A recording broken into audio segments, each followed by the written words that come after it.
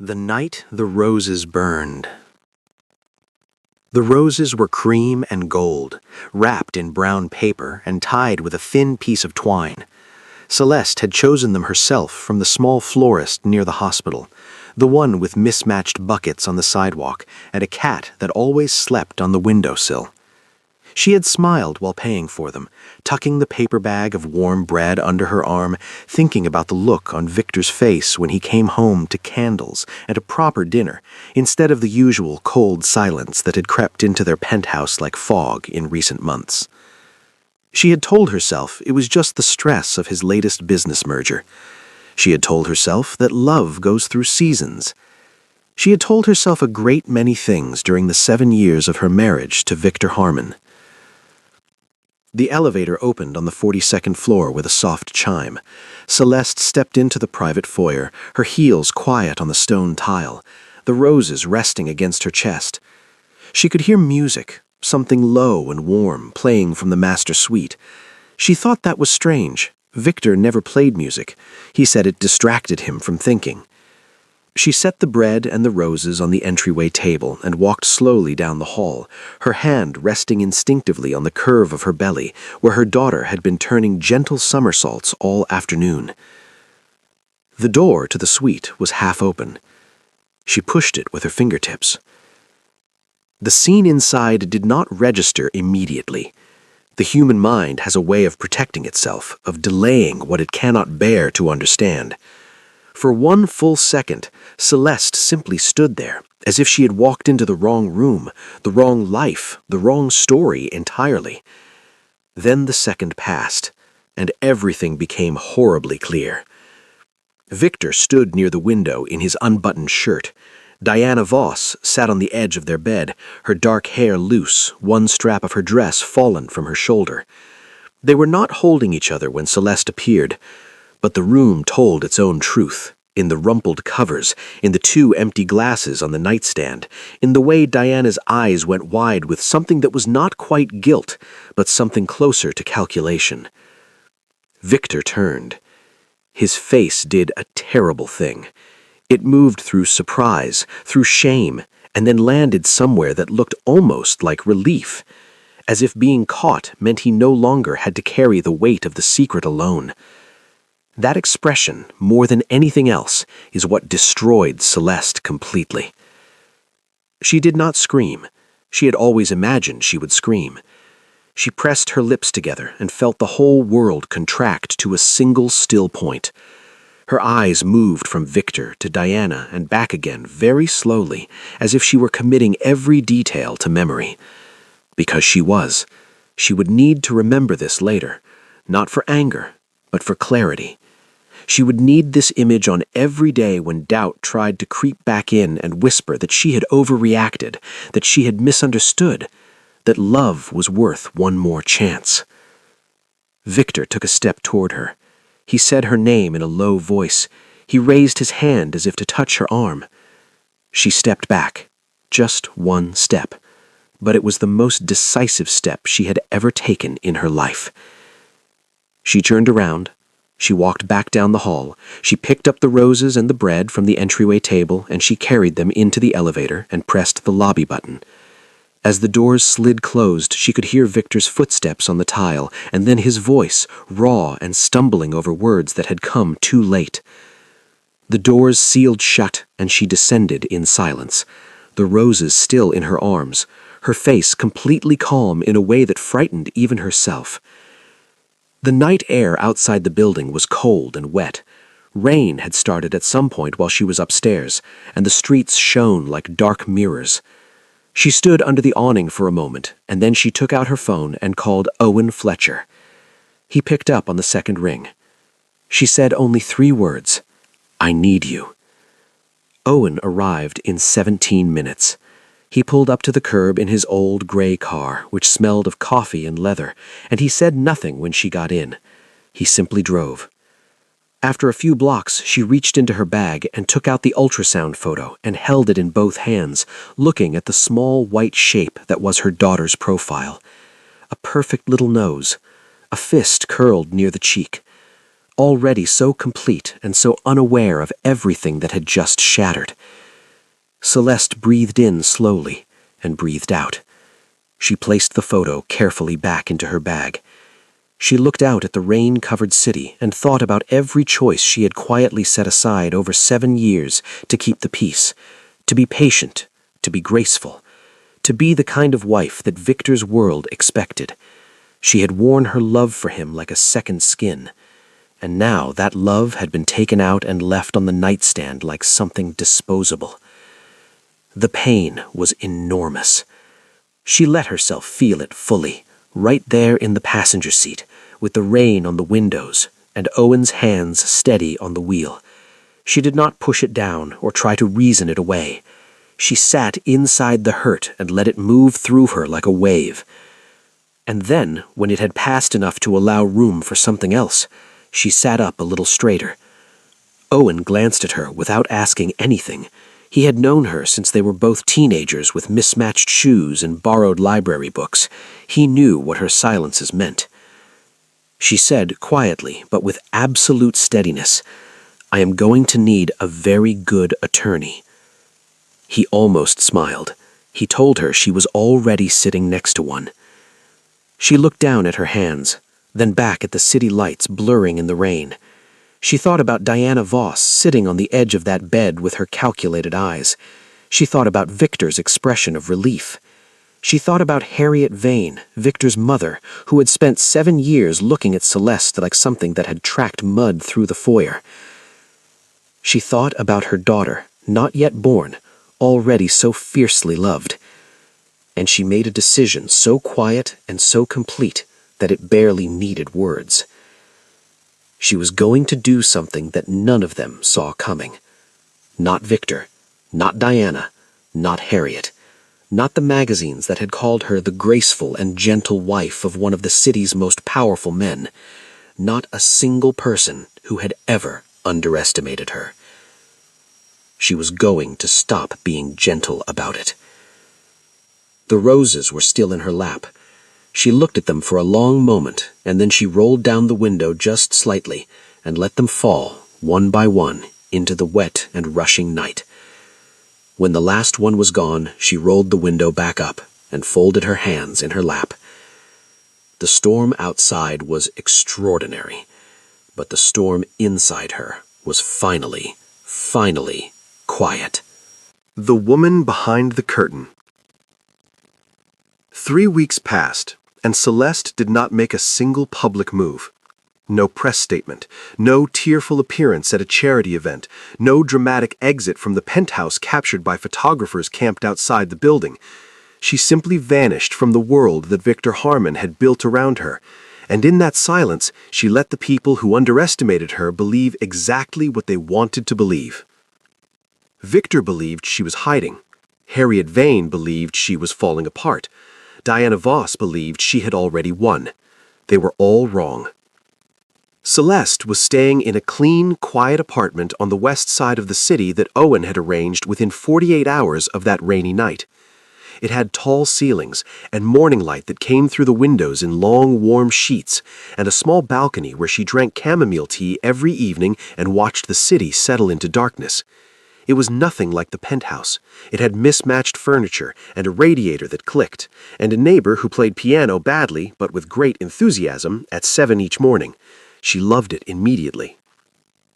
She slept well for the first time in longer than she could remember. Dr. Priya Solis came to see her on a Wednesday afternoon, not as her physician first, but as the quiet and observant woman she had become over 2 years of prenatal visits. She sat across from Celeste at the small kitchen table and did not offer sympathy in the way most people had been offering it, wrapped in careful language and sideways looks. She simply said, "You are 31 years old, 7 months pregnant, and one of the most composed people I have ever met. Tell me how you are actually doing." Celeste told her the truth. She said the grief came in waves. She said there were mornings when she woke up and forgot for one single peaceful second, and then remembered, and the remembering was the worst part. She said her daughter moved a great deal at night now, long, slow rolls that felt like comfort, as if the baby understood something about the situation and was trying to say she was not alone. Dr. Priya listened to everything. Then she said something that Celeste wrote down on a piece of paper and kept folded inside her notebook. She said, "The decisions you make in the next 8 weeks will shape the next 8 decades. Take your time and take it seriously, and do not let anyone rush you into being finished with this before you are ready." Owen had been working without rest. He had spent 3 weeks pulling on threads that turned out to be connected to much larger and more complicated knots. Victor Harmon was meticulous in his business life and careless in his personal one, and that combination had left a trail of documentation that Owen followed with quiet and precise determination. There were accounts in 2 different countries that had not been disclosed during the prenuptial negotiations. There were asset transfers made in the months following Celeste's pregnancy announcement that had the distinct shape of someone preparing for a future without a wife. There were emails, several of them, between Victor and Diana that spanned not 3 months as Celeste had first assumed, but closer to 2.5 years.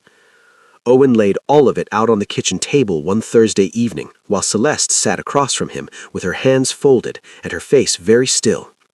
He walked her through every document slowly and without drama.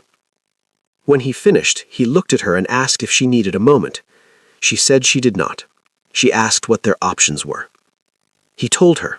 She listened to all of it. She asked sharp and specific questions that surprised even Owen, who had known her intelligence for many years, but had perhaps not anticipated how clearly it cut through emotion when it needed to. Then Harriet Vane arrived. She did not call first. She appeared at the door of the apartment on Friday morning, dressed in a bone-colored coat and the particular expression she reserved for situations she intended to control. Owen was not there. Celeste answered the door herself, one hand resting on her belly, her hair loose and her feet bare, entirely unbothered. Harriet stepped inside without being invited. She looked around the apartment with thinly veiled contempt, and then she looked at Celeste and said, in the smooth and practiced voice she used to dismiss people, "This has gone on long enough. You are embarrassing everyone. We will offer you a settlement that is more than fair, and you will sign it and move forward quietly and with dignity." Celeste looked at her for a long moment. She offered Harriet a seat and a cup of tea, both of which were declined. Then she said, very calmly, that she appreciated the visit, but that all future communication should go through her attorney. She said the name of Owen's firm clearly and precisely. She said she hoped Harriet would pass that along to Victor. Harriet's expression shifted. She was not accustomed to being answered in that particular tone by someone she had spent 7 years dismissing. She said that Celeste was making a serious mistake.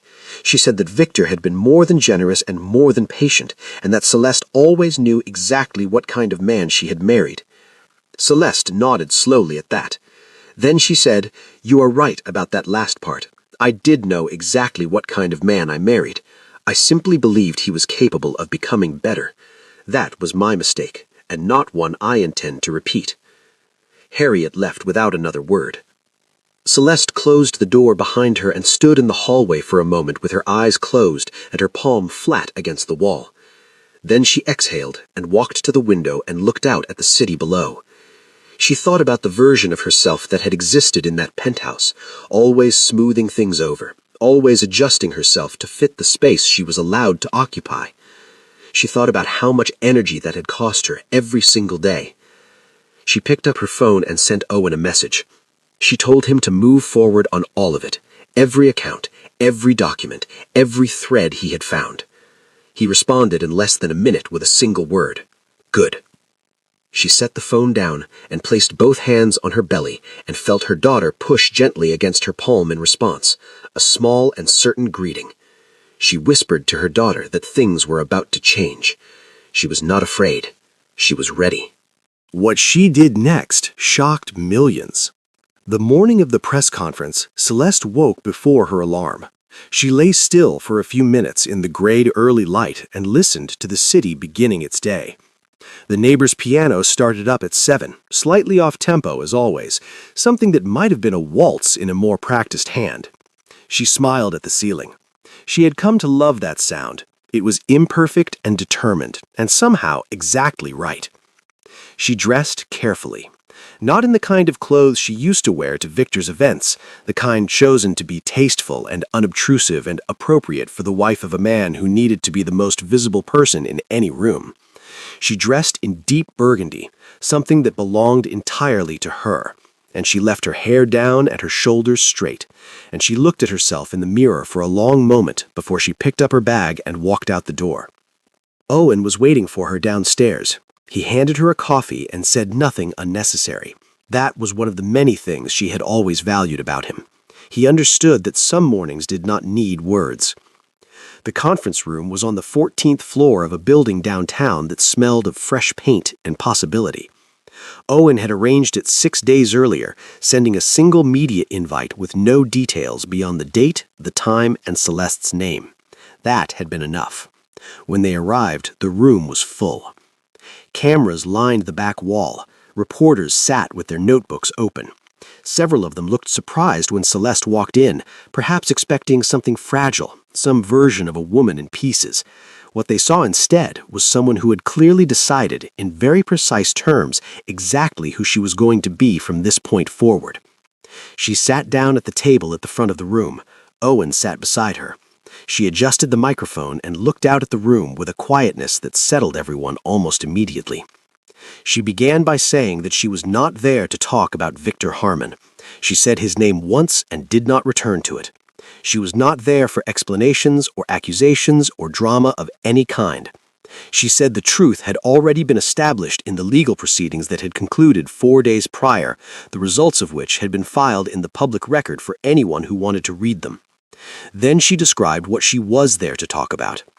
During the legal process, the courts had identified and returned to Celeste a significant portion of assets from the undisclosed accounts Owen had uncovered, funds that by all documented evidence had been diverted during the marriage and had legally belonged to Celeste as part of their shared financial history. The number was not small. It had made Victor's team very quiet in that final meeting, which Celeste had found quietly satisfying. She had decided to use a substantial portion of that money to establish a foundation. She described it in clear and simple language. It would be called the Steady Ground Foundation.